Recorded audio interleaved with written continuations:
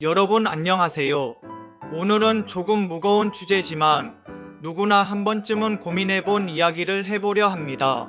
바로 인간관계에서 멀어져야 할 사람, 즉 내 인생의 에너지를 갉아먹는 사람들에 대한 이야기입니다.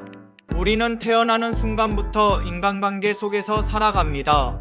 가족, 친구, 연인, 직장 동료, 사회 속 수많은 연결망 안에서 우리는 존재하죠.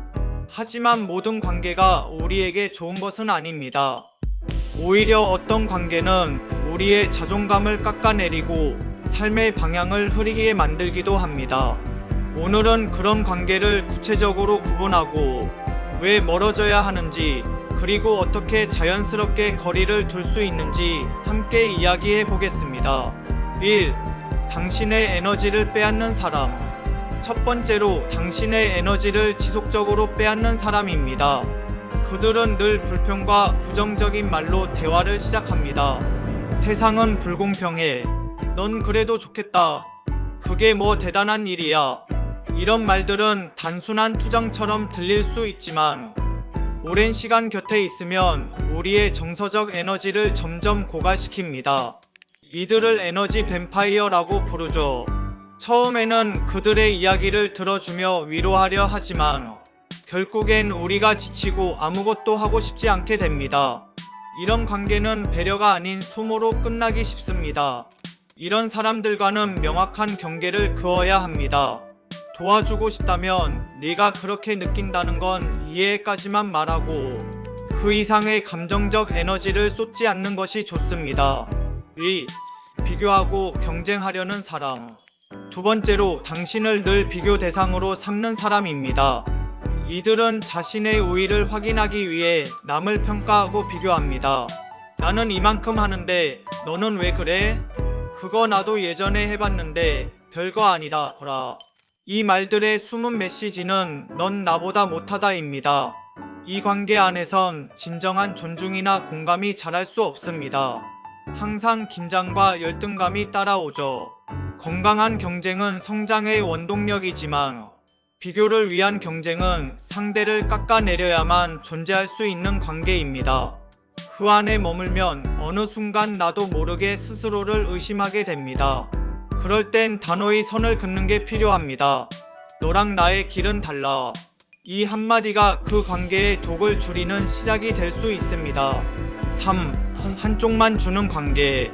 세 번째는 일방적으로 주기만 하는 관계입니다. 누군가를 돕는 건 아름다운 일이지만 그것이 습관이 되면 희생이 아닌 소모가 됩니다. 이런 관계에서는 미안한데 이번엔 네가 나 좀 도와줄래? 라는 말이 잘 나오지 않습니다. 왜냐면 상대는 이미 받는 것에 익숙해졌기 때문이죠. 관계는 주고받는 흐름이 있어야 합니다.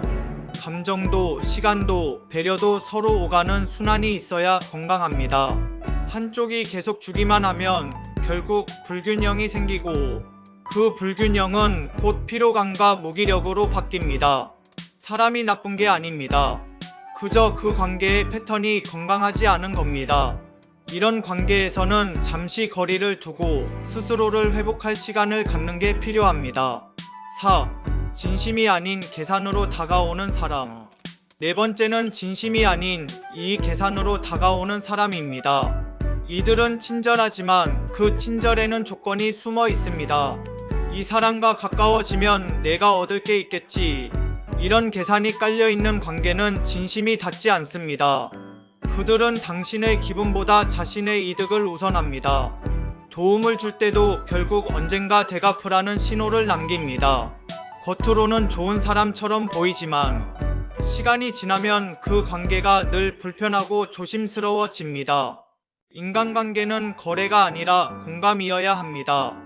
이익이 아닌 진심으로 연결되는 관계가 결국 오래갑니다. 5. 당신을 존중하지 않는 사람. 다섯 번째, 당신의 경계를 무시하고 존중하지 않는 사람입니다. 당신의 시간을 함부로 쓰고 당신의 감정을 가볍게 여깁니다.